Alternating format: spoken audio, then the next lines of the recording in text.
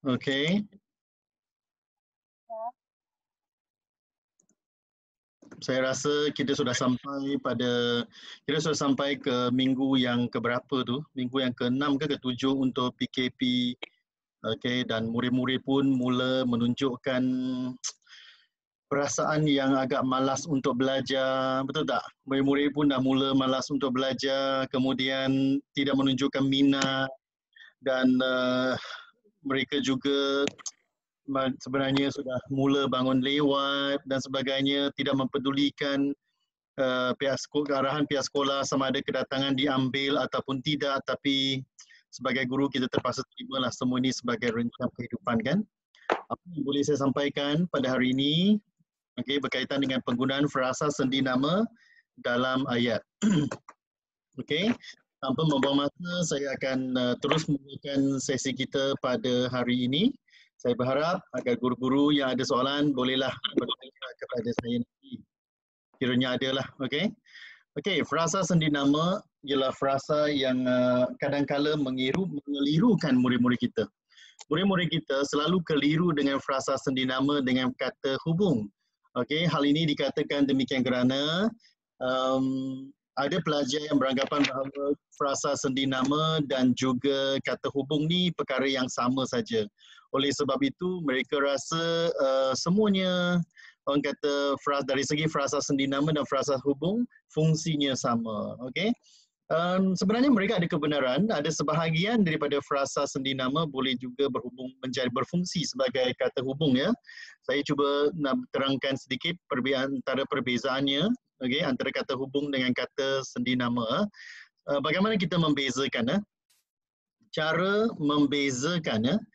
membezakan kata hubung, okey, dengan kata sendi nama. Amat mudah saja. Jika murid tanya, cikgu apa beza kata hubung dengan kata sendi nama? Kita mudah saja. Kita gunakan konsep cerakinkan ayat. Contoh, Ali pergi, pergi ataupun Ali membeli sayur dengan ibu. Okey, Ali pergi ke pasar dengan ibu ataupun saya berikan ayat mudah, Ali pergi ke pasar dengan ibu. Okey?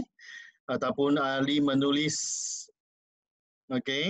Ali menulis karangan dengan pen juga boleh. Ali menulis karangan dengan pen.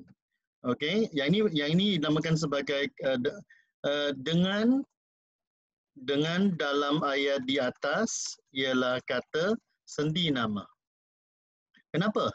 Hal ini dikatakan demikian kerana ayat di atas tidak dapat dicerakinkan atau dipisahkan.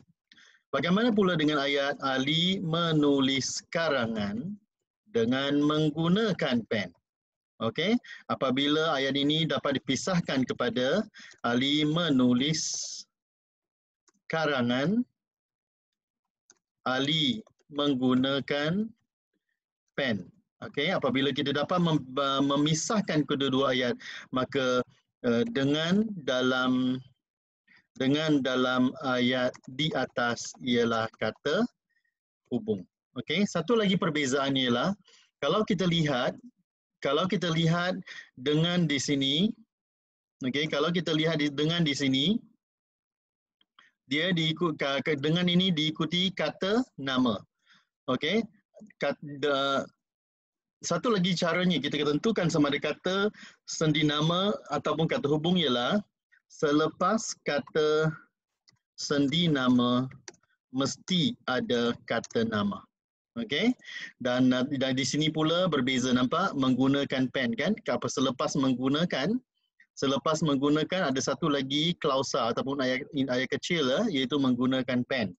Maka di sini bukanlah di sini bukan kata hubung. Apabila bukan kata hubung, dia membina satu klausa yang boleh dipisahkan. Alright ya. So setakat ini saya rasa guru-guru sudah faham dan saya akan hantar dalam grup senior dan juga grup junior sebagai nota kepada kalian. Jangan bimbang, saya sudah hantar dalam grup sebagai nota untuk kalian. Okey, kita teruskan dengan perkongsian kita yang seterusnya. Okey, kita teruskan dengan perkongsian kita yang seterusnya. Setakat ini ada soalan nak tanya kepada saya?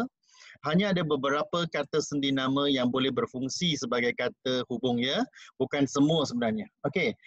Kata sendi nama dari segi definisinya, kata sendi nama ialah binaan atau konstituen dalam ayat yang terbentuk apabila satu sendi nama berada dalam kedudukan mendahului satu frasa nama. Bermakna dia mesti berada sebelum frasa nama yang merupakan pelengkap kepada kata sendi nama tersebut. Okey? Jika tidak ada frasa nama tersebut, maka maka frasa tersebut akan menjadi tidak lengkap ya. So apabila dia menjadi pelengkap, bermakna frasa sendiri itu dia menjadi lebih jelas maknanya. Bentuk kata atau morfem yang terletak di hadapan frasa nama adalah seperti ke, akan, bagai, untuk, bagi, di, hingga, sejak, kepada, pada, dari, oleh, dalam, tentang, selain, daripada, dengan, demi dan juga sampai. Okey. Satu lagi juga kekeliruan yang boleh orang kata antara kekeliruan lainnya yang boleh ditunjukkan di sini ialah penggunaan kata sendi nama dalam bentuk ayat majmu'. Nanti kita akan bincang satu persatu. Slide saya ada lebih kurang 30 ataupun 28 slide. Saya harap dapat habiskan semua dalam masa 45 minit. Kalau saya terlalu laju, maafkan saya ya. Contoh ayat, mereka sekeluarga ke benua Eropah pada minggu lepas. Ke di sini berfungsi sebagai frasa atau berfungsi sebagai predikat. Rombongan dari Felda Sungai Kelamah. Ini berfungsi sebagai subjek ya, disambut oleh pengurus besar syarikat. Cenderamata daripada ibu untuk ayah bersempena dengan hari lahirnya. Ini berbentuk sebagai daripada ini terbentuk sebagai apa? Sebagai pelengkap untuk apa? Untuk subjek tersebut. Rumah yang didirikan oleh jurubina terkenal itu ialah rumah banglo di Taman Perumahan Baharu, maka didirikan oleh jurubina. Oleh di sini terbentuk berfungsi sebagai orang kata satu syarat dalam ayat pasif diri ketiga. Semua pegawai di pejabat kementerian itu sungguhlah rajin dan berdedikasi. Gopalan dan rakannya tinggal di rumah pangsa itu hingga akhir bulan hadapan sahaja. Petikan tentang perkembangan ekonomi negara itu daripada teks ucapan Perdana Menteri Dato' Abdullah ialah dermawan yang memberikan sumbangan kepada keluarga miskin di kampung itu. Ini antara ayat contoh dalam ayat yang boleh kita kaji bersama-sama dengan murid dari segi fungsinya. Fungsinya dari segi subjek, dari segi predikat, keterangan subjek, keterangan predikat dan sebagainya. Okay? Binaan frasa sendi nama terbahagi kepada 4 jenis binaan yang utama. Binaan utama ialah frasa sendi nama dengan frasa nama. Contohnya di Singapura, dari Bandar Ipoh, daripada benang emas untuk orang-orang kenamaan. Okey. Songket kain songket daripada benang emas itu sangat indah tenunannya. Moni dan keluarganya di Singapura pada bulan Disember yang lalu, guru besar yang berasal dari Bandar Ipoh berkhidmat di sekolah kami. Hidangan di atas meja untuk orang-orang kenamaan sahaja ialah nasi biryani. Kemudian kita lihat contoh kedua, okey. Binaan kedua, kata sendi nama dengan kata arah dan unsur keterangan. Ke selatan dengan ibunya. Dalam kawasan rumah pangsa itu. Di hadapan balai polis. Pada hujung bulan hadapan. Anak muda yang sedang mundar-mandir di hadapan balai polis itu, Abang Kok Weng. Pekerja yang akan mendapat gajinya pada hujung bulan hadapan dari negara jiran. Mendapat penjahat yang ditangkap oleh pasukan keselamatan dalam kawasan rumah bangsa itu sungguh ganas. Zahid berkata kepada rakan-rakannya, David akan ke selatan dengan ibunya pada minggu hadapan. Okay? Dalam ayat yang keempat, jika ada soalan pola ayat berbentuk dialog seperti ini, kita hanya merujuk pada bahagian dialog, bahagian dialog sahaja ya. Maka kita lihat seterusnya berbahagian kata sendi nama dengan frasa nama tadi. So antaranya di jambatan ke sekolah rendah dari Johor Bahru, daripada Kapas kepada Ibu Fatimah pada waktu itu untuk pelajar-pelajar baru dengan kebijaksanaannya sejak zaman dahulu tentang negara maju sampai subuh bagi kanak-kanak cacat. kita bolehlah menyediakan ataupun memberikan fungsi ataupun memberikan contoh seperti ini untuk membantu murid-murid kita yang sederhana dan lemah untuk melengkapkan ayat. Contohnya kita berikan di jabatan. Kita minta murid, kita bolehlah meminta murid membina subjek dan juga predikatnya supaya lengkap ayat tersebut ya. Satu persatu kita terangkan apabila mereka menulis ayat tersebut. Kemudian kita lihat dari segi frasa seni nama dengan kata arah dan frasa nama. Contohnya di hadapan bangunan sekolahnya, dari negara Singapura, dari belakang pokok, di halaman rumahnya. Produk yang sedang diusahakan oleh kilang tersebut dari negara Singapura. Pelajar tingkatan 2 Melati sedang berdiri di hadapan bangunan sekolahnya. Pemuda yang menyidai pakaian di halaman rumahnya ialah anak bongsu penghulu kami. Kalau anak-anak murid tak faham penghulu itu apa, kita ceritakan ketua kampung atau orang yang paling senior di kampung yang menjadi ketua. Orang-orang anak asli itu sungguh berani kerana membunuh buruannya dari belakang pokok. Okey, ini oleh sebab orang asli lah kata sejenis kaum juga, etnik juga di Malaysia, maka perlulah ditulis orang asli. Satu-satunya frasa yang diberikan kata nama khas orang asli ialah orang asli. Kalau orang Melayu, orang tu huruf kecil lah. Sebab kita tak boleh kata orang itu asli, tak boleh. Orang itu orang asli. Okey ya. Alright, kemudian kita boleh lihat juga frasa seni nama dengan kata arah dan kata nama sebagai contoh cikgu boleh berikan slide ini kepada murid, minta mereka binakan ayat menggunakan kata seni nama tersebut. Contohnya di belakang rumah, ke dalam bilik gelap, dari hujung balai, dengan belakang parang untuk luar negara, maka kita haruslah menjelaskan apa itu di hujung balai, apakah itu balai, apakah itu belakang parang. Pada bahagian parang kita kena tunjukkan mata parang, hulu parang, belakang parang dan sebagainya perlu ditunjukkan kepada murid kita. Dengan begitu, murid kita akan memahami maksudnya. Jika kita hanya meminta murid kita memberikan ayat tanpa ataupun membina ayat tanpa menjelaskan makna perkataan, maklumlah murid-murid di sekolah SMPC kadang-kadang ada yang agak lemah dalam subjek bahasa Melayu ya. Kita lihat di sini sendi nama dengan kata arah dengan frasa nama dan unsur keterangan. Ini lebih jelas ya. Di bawah rumah setiap petang. Okey, pada hujung minggu kedua bulan Januari. Pada hujung minggu kedua bulan Januari.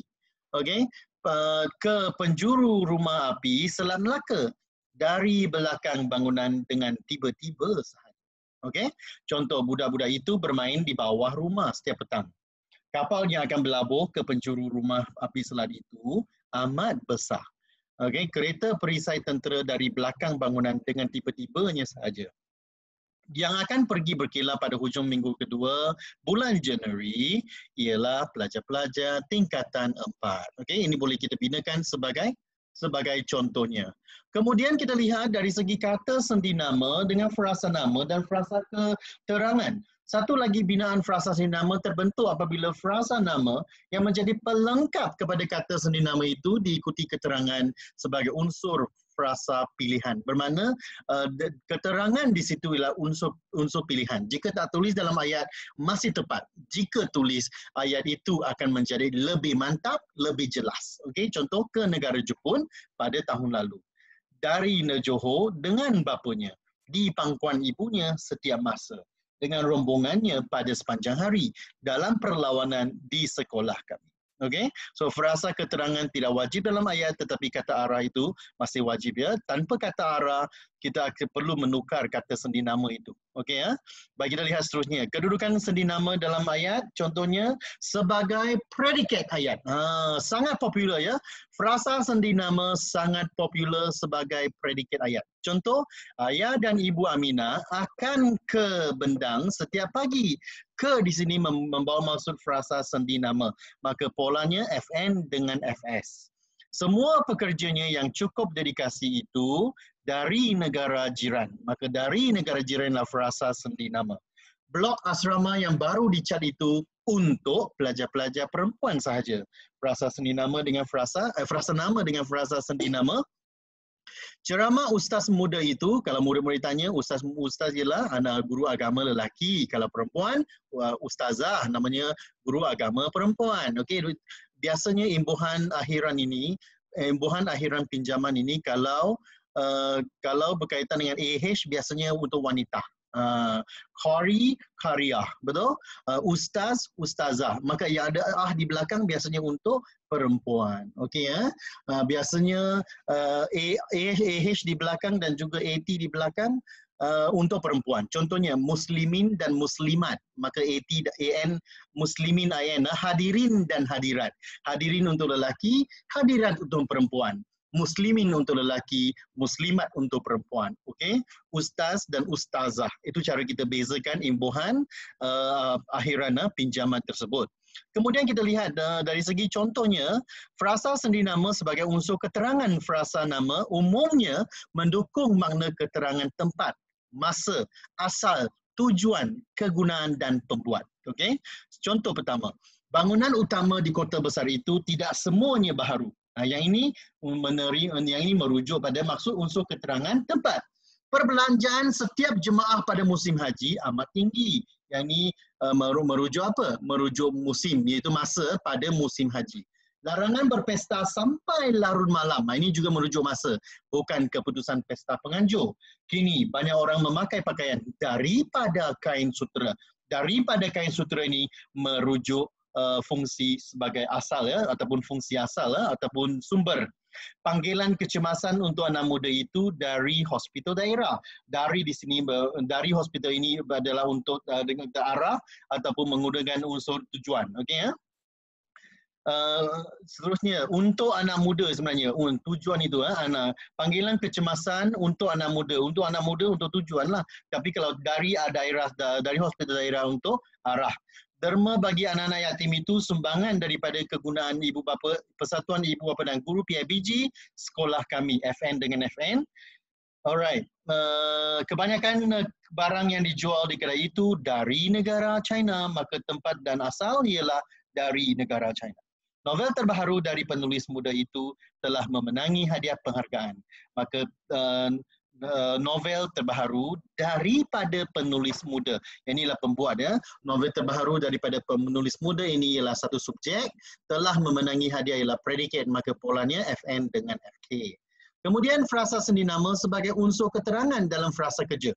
Contohnya, pekerja binaan sedang berteduh di bawah pohon jambu bol.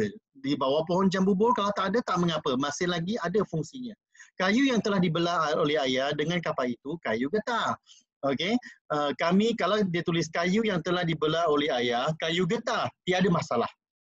Okey, jika frasa sendi nama sebagai unsur keterangan frasa kerja, maka bolehlah digugurkan, tak ada masalah. Pemidato tentang isu keselamatan itu ialah ahli politik tersohor. Kalau pemidato itu ialah ahli politik tersohor, maka frasa itu boleh digugurkan. Okey, rakyat negara ini amat prihatin tentang permuafakatan demi perpaduan. Pemuda yang baru putus tunang itu seperti pungguk rindu akan bulan. Semua penonton kagum terhadap pemain lincah pasukan bola sepak tersebut.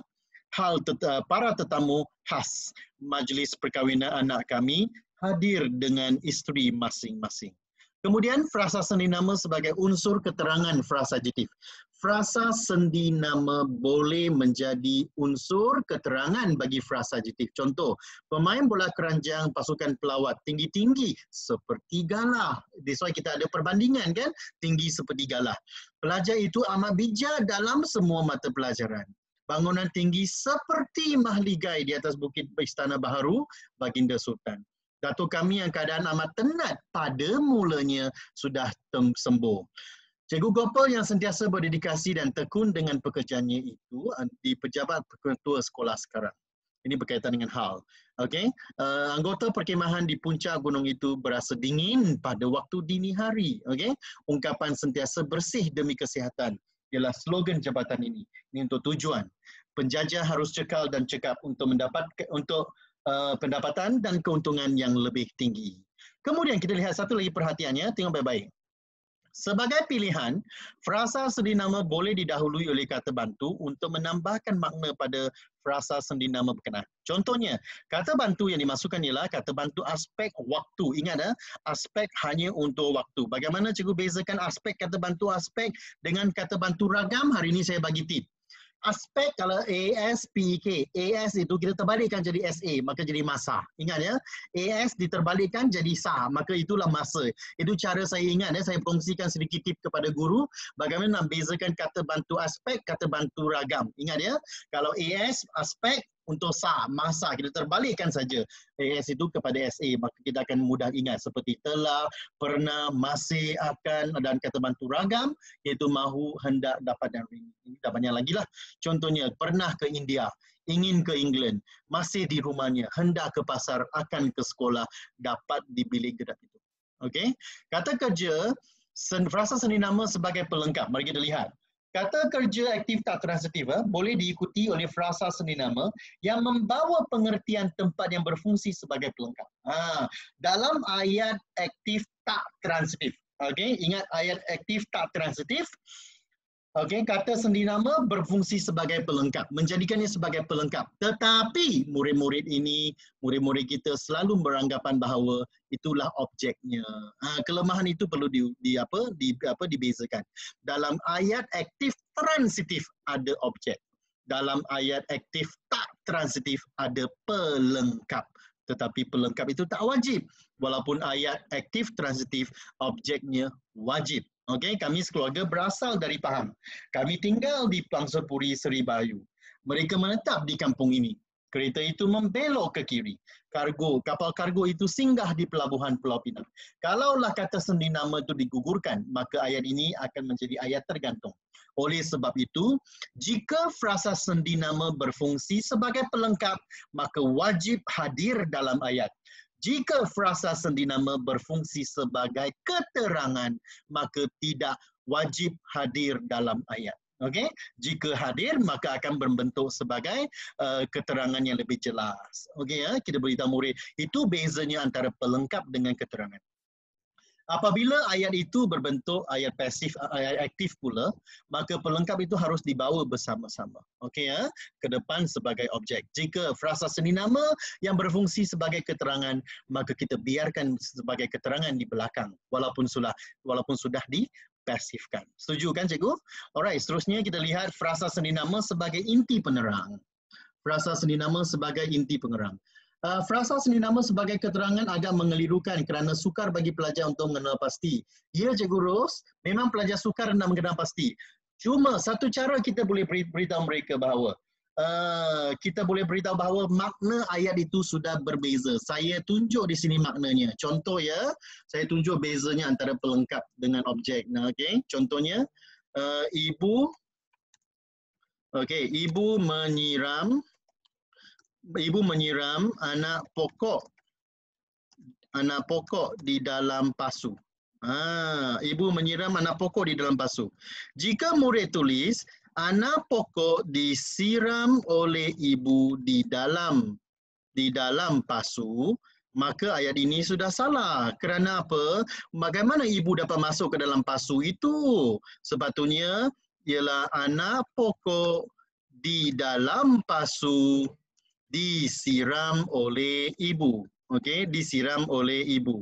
Dalam ayat ini barulah kita tahu bahawa anak pokok di dalam pasu itu ialah satu unsur objek dengan pelengkap. Dia tak boleh dipisahkan. Okey, kalau saya tulis ibu menyiram anak pokok, okey, di halaman belakang. Okey, di halaman belakang ataupun di laman belakang. Okey, barulah kita tulis anak pokok disiram oleh ibu di laman belakang. Okey, dalam ayat ini betul bagi pasifnya. Jika murid kita tulis anak pokok di laman belakang disiram oleh ibu. Ayat ini juga betul kerana ayat ini berunsur ketaksaan ataupun unsur kecurigaan. Kita bolehlah orang kata mencurigakan ayat itu sama ada anak pokok itu contohnya di laman belakang itu ialah tempat ibu menyiram ataupun tempat anak pokok itu hidup. Maka kedua-dua ayat itu diterima. Maka dalam ayat tersebut kita dapat lihat bahawa ada unsur ketaksaan. Dalam hal ini, kedua-dua jawapan perlu kita terima, ya. Tapi dalam contoh satu, okay, kalau kita lihat dalam contoh satu, kalau contoh satu ayat itu tak bolehlah ada dua kerana dia tak ada unsur ketaksaannya. Ada contoh satu dan juga contoh dua, ya. Maafkan saya tadi, saya tersalah type kepada yang salah pula. Sepatutnya ini betul. Terima kasih Cikgu Liu beritahu saya tadi. Okey, so cikgu jelaskan hal ini, saya akan hantar ke dalam grup juga supaya cikgu boleh jadikan sebagai sebagai apa? Sebagai nota. Saya hantar terus kepada grup supaya cikgu-cikgu dapat nota. Okey, bagus. Boleh saya teruskan? Setakat ini faham apa yang saya sampaikan? Boleh cikgu? Setakat ini okey? Boleh? Okey ya, setakat ini boleh saya teruskan? Alright. Alright, saya teruskan ya. Saya takut nanti tak cukup masa pula.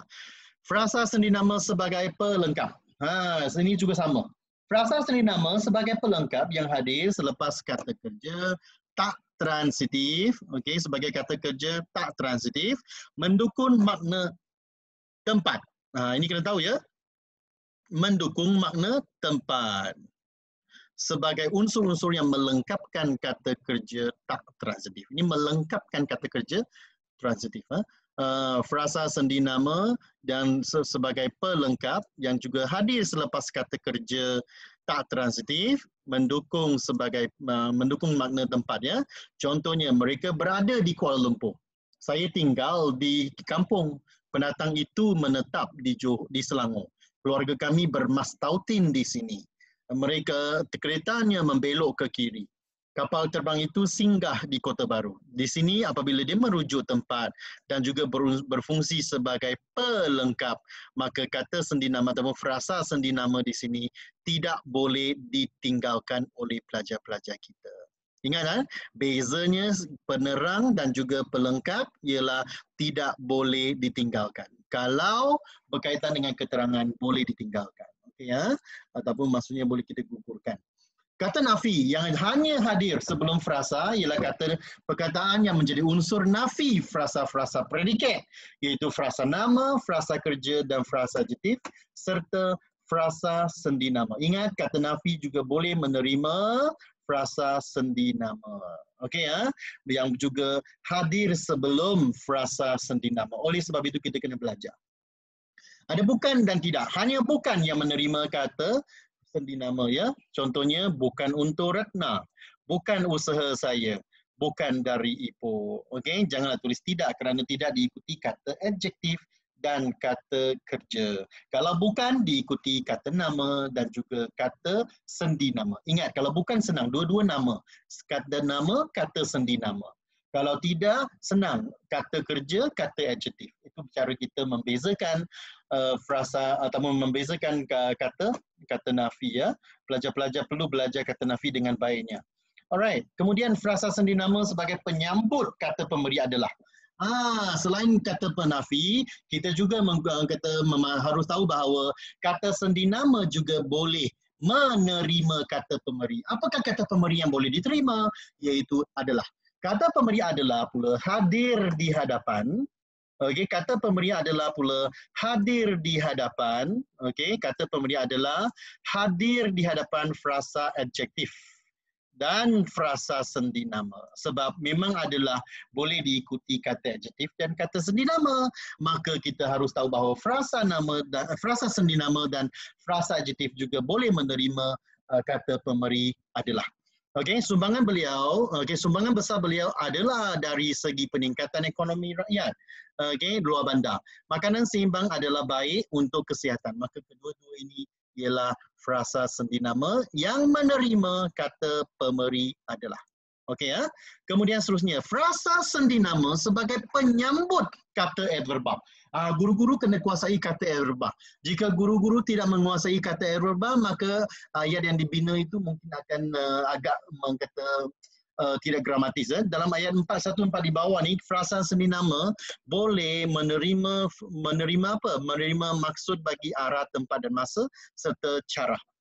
Dalam ayat 1 hingga 4, perkataan selalu, sentiasa, esok dan seringkali ialah kata adverbal. Kerana masing-masing menerangkan kata kerja memperkatakan. Okey, kata adjektif sihat kata nama hari, okey, dan frasa sendi nama London. Okey, saya cuba betulkan kata mana perkataan tu? Okey, kita lihat seterusnya ya. Kata nama, okey, kata nama dan juga kata sendi nama. Alright, kita teruskan dengan perkongsian kita. Alright, nampak cikgu ya? Nampak ya? Saya harap cikgu nampak. Okey, jelas. Alright, kata nama hari dan frasa sendi nama London. Kami selalu memperkatakan hal itu. Olahragawan itu sihat sentiasa. Hari jadinya ialah hari esok. Ahli perniagaan itu seringkali ke London. Dalam ayat ini kita tak nampak frasa sendi, tetapi kita boleh memasukkannya. Okey ya. So contohnya satu lagi tempat yang frasa sendi sebagai penentu pola FNFS. Satu lagi tempat yang diduduki oleh frasa nama adalah di bahagian unsur nama dan frasa sendi nama. Dalam frasa sendi nama, frasa sendi nama boleh wujud sebagai unsur dalam predikat. Frasa sendi nama sebagai dalam contoh 13 hingga 18. Contoh, mereka di Kuala Lumpur. Hadiah itu daripada Ahmad. Lukisan tersebut oleh Said Jamal. Tabung simpanan itu untuk masjid. Kereta itu ke Kota Baru. Keluarnya dari pintu besar. Kenapa keluarnya itu tepat?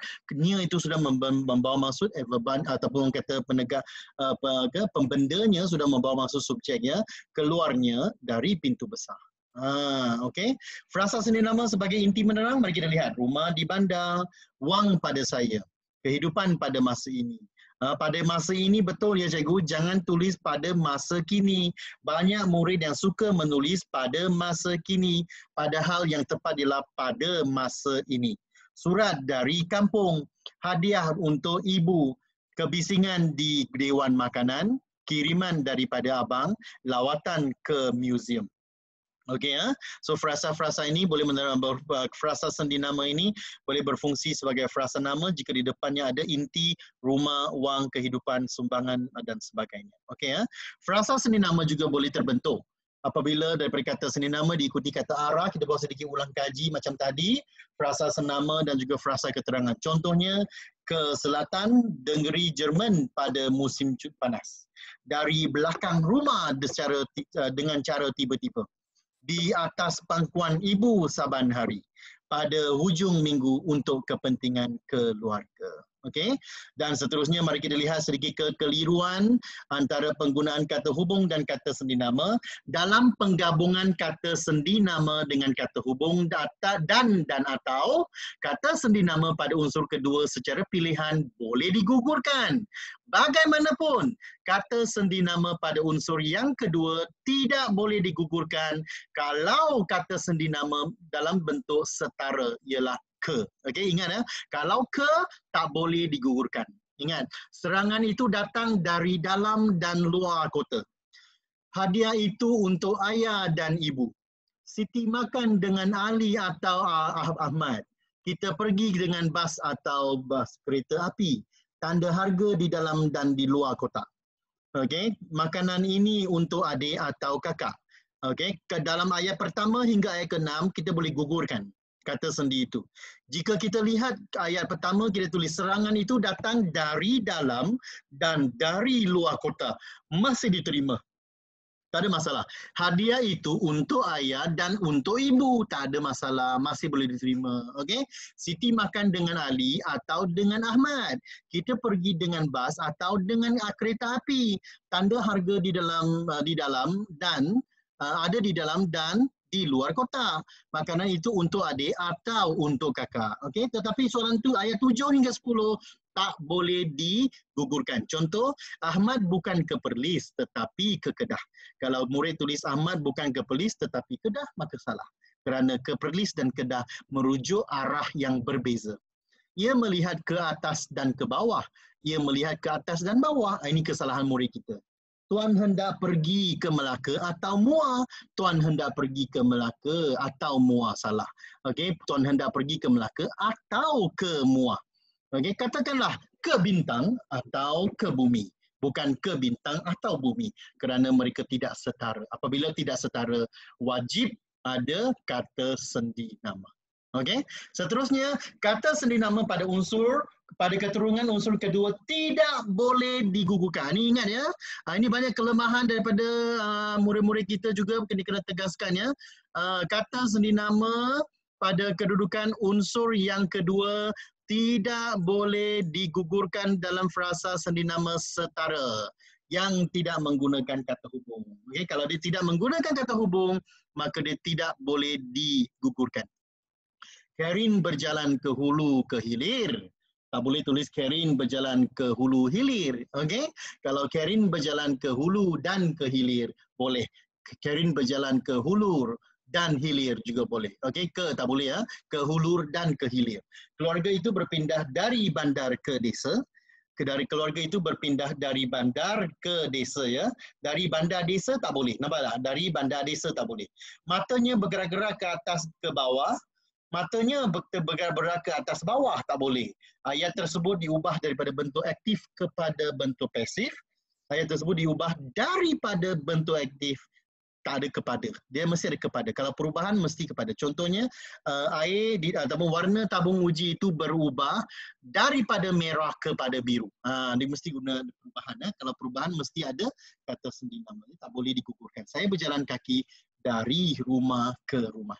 Apalagi kelemahan murid-murid kita dalam penggunaan frasa sendi nama, iaitu berurusan keseimbangan atau ke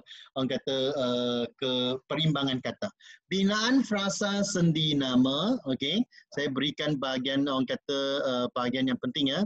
Binaan frasa sendi nama mengandungi frasa nama berbentuk se mempunyai peraturan seperti berikut. Pertama, binaan yang berdemikian menggunakan kata sendi nama dari dan ke tidak membenarkan pengguguran bentuk se secara berasingan. Tak boleh digugurkan. Sekiranya pengguguran se dilakukan pada satu bahagian, maka pengguguran berbentuk yang sama hendaklah dilakukan pada bahagian yang kedua. Maka wujudlah perimbangan kata. Contohnya, dari semasa ke semasa. Dari masa ke masa. Tapi murid kita suka tulis apa? Dari semasa ke masa. Yang ni lebih popular.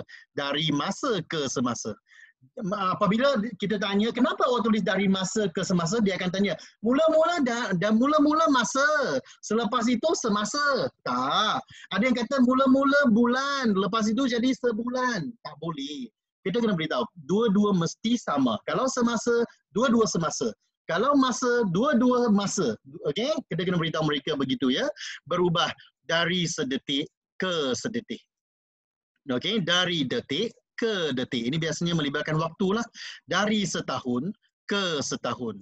Dari tahun ke tahun. Okay?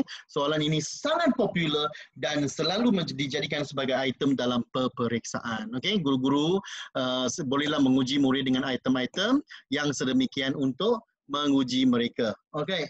Kita lihat pada bahagian seterusnya. Ayat tanya dengan kata sendi nama. Kata sendi nama kalau menggunakan tanya, biasanya dia menerima kata tanya. Contoh, tuan tinggal di mana?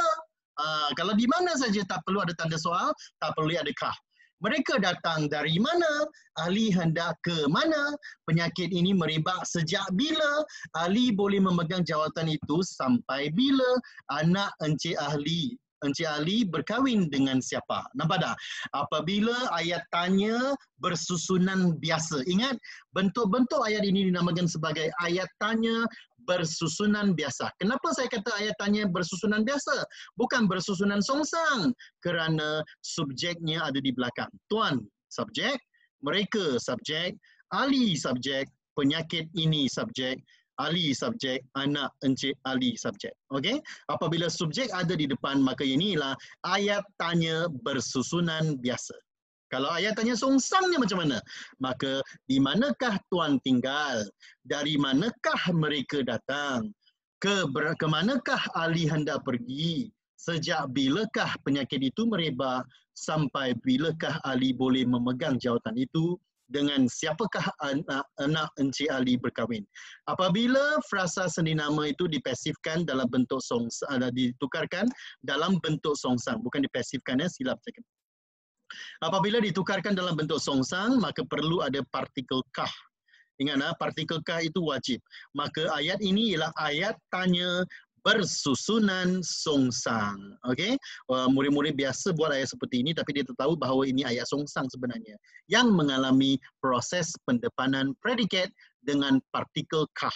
Okey ya. Alright, kita lihat seterusnya. Ada lagi tak? Pendepanan sendi nama dalam ayat bersusunan songsang sebagai predikat dan juga sebagai keterangan. Apa bezanya? Mari kita lihat. Hadiah itu untuk ibu pada majlis hari jadinya. Untuk ibu, hadiah itu pada majlis hari lahirnya. Surat ini daripada Ali untuk isterinya. Daripada Ali, surat ini untuk isterinya. Arahan itu kepada pekerja demi kebaikannya. Okey, kepada pekerja, arahan itu demi kebaikannya. Tiket bas masih ada pada saya, okey, masih pada saya sekarang, masih pada saya tiket basnya sekarang. Dia di Kuala Lumpur semalam, dia di Kuala Lumpur, dia semalam. Okey, ini antara cara kita untuk menulis ayat aktif, ayat bersusunan biasa kepada bersusunan songsang apabila frasa sendi namanya sebagai predikat. Yang ini pula sebagai keterangan predikat. Saya berpegang pada janji. Kita labelkan, okey, kita labelkan hal ini. Saya ajar cikgu cara mudah ya. Saya nombor 1, berpegang nombor 2, pada janji nombor 3. Pada janji saya berpegang. Okey, formulanya lah 3, 1, 2, 3, 2, 1, 2, 3, 1 dan 2, 1, 3 pun boleh. Jika cikgu tak faham nanti, bolehlah bertanya dalam grup nanti ya. Kaum muslimin, subjek, wajib bertawakal. Okey, predikat kepada Allah, keterangan predikat. Kepada Allah, kaum muslimin wajib bertawakal. Encik Ali akan menghadiri kursus itu pada hujung minggu ini. Maka pada hujung minggu ini, Encik Ali akan menghadiri kursus itu. Dalam ayat ini, tanda koma tidak wajib. Ingat ya, dalam ayat songsang, tanda koma tidak wajib. Alright? Pejuang-pejuang itu merempuh ke dalam kota. Maka ke dalam kota, pejuang-pejuang itu merempuh. Mahasiswa itu menelaah pelajarannya untuk peperiksaan akhir. Maka untuk peperiksaan akhir, mahasiswa itu menelaah pelajarannya. Alright, cikgu? Faham ya? Saya harap dapat clear apa yang saya sampaikan pada hari ini. Okey, kita buka pada sesi soal jawab jika ada dalam masa beberapa minit. Dalam soalan 3D SPM, ayat yang mempunyai demi untuk sering diberikan jawapan pilihan sama ada demi atau untuk. Adakah betul? Setahu saya demi mesti diikuti oleh frasa nama sahaja, untuk boleh hadir sebelum kata kerja dan kata nama. Dengar sini cikgu ya. Untuk yang diikuti kata kerja bukan kata sendi tetapi bukan kata hubung tetapi kata sendi. Kalau demi atau untuk diikuti kata nama, maka fungsi demi atau untuk itu ialah fungsinya sebagai kata sendi nama. Okey, biasanya berbentuk kelewahan seperti itu. Mari kita lihat satu contoh daripada soalan Cikgu Wi itu ya. Saya berikan satu contoh. Okey. Contohnya, askar berkorban demi negara, demi untuk negara. Okey, dalam ayat ini kalau kita pisahkan, dia akan jadi askar, okey, askar berkorban. Yang kedua, askar negara. Tak boleh kan? Apabila dia tak boleh, okey, apabila dia hanya ayat pertama yang boleh dibetulkan, okey, ayat kedua dia tak boleh dibetulkan ataupun tak boleh dipisahkan, maka ini bukan apa? Yang ini bukan kata hubung. Maka akan jadi apa? Askar berkorban demi negara. Askar berkorban untuk negara. Kedua-duanya boleh diterima. Okey, kedua-duanya boleh diterima. Ini namakan sebagai apa? Kelewahan penggunaan demi dan untuk. Okey, unsur kelewahan penggunaan demi dan untuk. Okey, cikgu faham ya? Lagi satu ialah oleh sebab dan oleh kerana. Kenapa oleh sebab dan oleh kerana salah? Okey, dengar. Oleh ialah kata sendi nama. Okey, sebab ialah kata nama. Maka oleh dengan boleh mengikut kata nama, maka jadi oleh sebab. Okey, oleh sebab. Kalau kita tulis oleh kerana, bagaimana pula dengan kerana? Okey, kerana apa? Kerana ialah kata hubung. Dia berbeza. So, kalau yang ini betul lah, oleh tambah dengan kata nama, maka dia oleh sebab. Kalau oleh tambah dengan kata hubung, oleh dengan kata hubung menjadi oleh kerana, okey. Yang ini salah kerana dari segi asasnya ialah oleh tambah ataupun orang kata dari segi kata sendi nama tambah kata hubung, dia sudah menjadi tidak, okey, menjadi apa? Menjadi tidak gramatis. Dia tak boleh, okey, tidak gramatis ya. Alright, cikgu boleh lihat nanti saya hantar dalam grup, jangan bimbang. Okey, kita lihat seterusnya berkaitan dengan soalan seperti ini. Mana soalan tu ya? Okey, kita lihat soalan seterusnya berkaitan dengan, okey, ada lagi soalan? Selain daripada itu salah. Bagaimanakah pula dengan dalam pada itu? Memang dalam pada itu tak betul.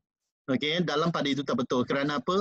Dalam ialah kata sendi nama, pada pun kata sendi nama, maka tak boleh. Kalau nak tukar, dia tukar kepada dalam waktu yang sama. Okey, ataupun pada waktu yang sama. Ataupun kita ubah sedikit, tambah satu frasa nama selepas dalam. Dalam kejadian pada itu, boleh terima.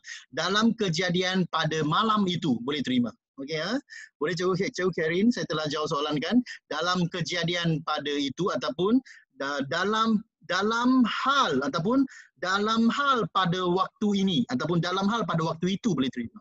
Okey, kita harus tambah. Selepas dalam mesti guna kata nama. Contohnya banyak cikgu buat salah. Contohnya dia buat salah begini. Contohnya cikgu baca. Saya tak boleh kata cikgu buat salah. Sorry ya. Cikgu kesilapan biasa ni. Contohnya kerajaan berusaha, okey, dalam mengatasi masalah ekonomi. Okey, kerajaan berusaha dalam mengatasi masalah ekonomi. Ayat ini tidak gramatis ya. Yang ini tidak gramatis. Kenapa dia tidak gramatis? Dia harus tambah apa? Selepas dalam ialah kata sendi nama. Selepas kata sendi nama mesti ada kata nama. Sepatutnya kerajaan berusaha, okey, dalam perancangan ataupun dalam usaha mengatasi masalah ekonomi. Okey, barulah betul. Okey, barulah gramatis. Berusaha dalam usaha ataupun kerajaan dalam usaha mengatasi masalah ekonomi. Okey ya. Maka kita boleh terima ataupun kerajaan gigih dalam mengatasi masalah ekonomi. Kalau kita tukar jadi kerajaan gigih dalam usaha mengatasi masalah ekonomi. Okey ya. Contohnya pihak sekolah memandang serius, okey, dalam mengatasi masalah murid ponting. Okey, yang ini pihak sekolah memandang serius dalam mengatasi masalah murid ponting. Kita boleh tukar, yang ini juga tidak gramatis. Apabila dalam hal ini kita tukar kepada apa? Pihak sekolah memandang serius dalam usaha, okey, atau tindakan. Dalam usaha atau tindakan mengatasi masalah murid ponting. Okey, murid ponting barulah menjadi gramatis. Maka yang ini barulah kita kata gramatis. Selepas dalam mesti ada kata nama. Barulah tepat. Okey, boleh cikgu ya? Alright, ada soalan nak tanya kepada saya lagi?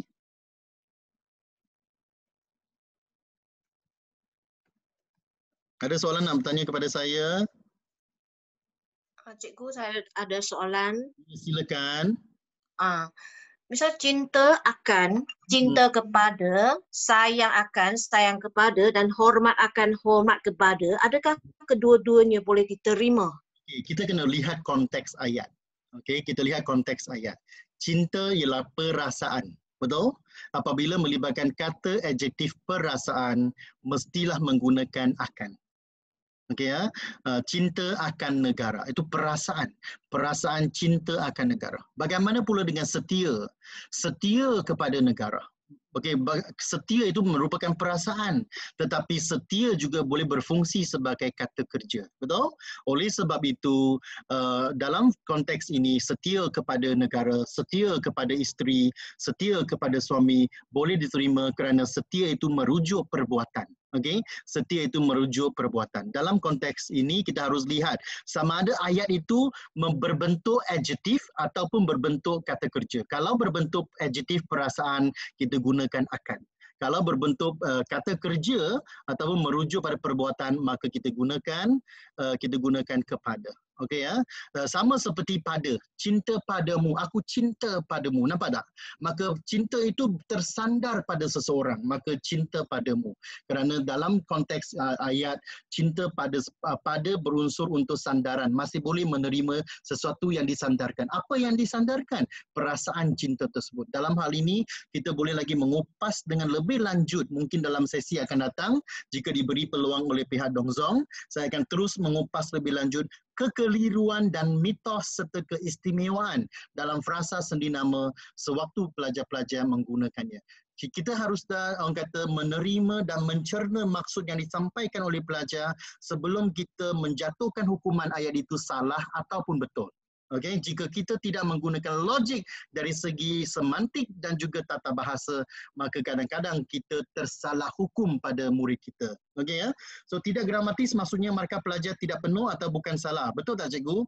Tidak gramatis bermaksud dalam perbualan tak mengapa boleh digunakan, tetapi dalam ayat ataupun dalam tulisan mestilah gramatis. Gramatis untuk tulisan. Kalau tidak gramatis, sewaktu kita bercakap tak mengapa. Okey, kerana kita ujaran dan tulisan berbeza kan? Pertuturan dan tulisan berbeza. Kalau kita bercakap asalkan orang itu faham, maka maknanya sampai. Tetapi dalam peperiksaan, selain maknanya harus sampai, juga haruslah betul dari segi tata bahasanya. Oleh sebab itu, apabila bercakap dengan murid-murid kita, gunakanlah ayat yang lebih gramatis supaya murid kita juga faham apa yang kita sampaikan. Ingat ya, guru-guru selalu kata, selain daripada itu, kita mestilah buat apa? Kalau cikgu pun guna selain daripada itu, tetapi dalam peperiksaan cikgu uji selain daripada itu, bagaimana perasaan murid? Cikgu, aku baru cakap tadi, pagi tadi, selain daripada itu. Tapi dia uji dalam soalan. Macam mana ni? Oleh sebab itu, orang tua-tua pernah berkata, guru kencing berdiri, murid kencing berlari. Apabila guru-guru buat salah, murid-murid pun macam ni lah. Tak boleh buat apa-apa. Okeylah cikgu, masa sudah semakin lanjut. Saya tak bolehlah berceloteh lebih panjang. Haraplah anda berpuas hati dengan pandangan ataupun dengan nota yang saya sampaikan serta slide yang telah saya kongsikan. Jangan bimbang, bahan-bahan ini akan saya kongsikan kepada pihak Dong Zong. Saya akan kongsikan juga maklumat-maklumat lanjut jika diperlukan. Selamat belajar, selamat mengajar murid, okey, dan selamat mengajarkan subjek bahasa Melayu kepada murid-murid. Sekian, terima kasih. Bye-bye cikgu. Selamat berpuasa kepada yang Muslim ya.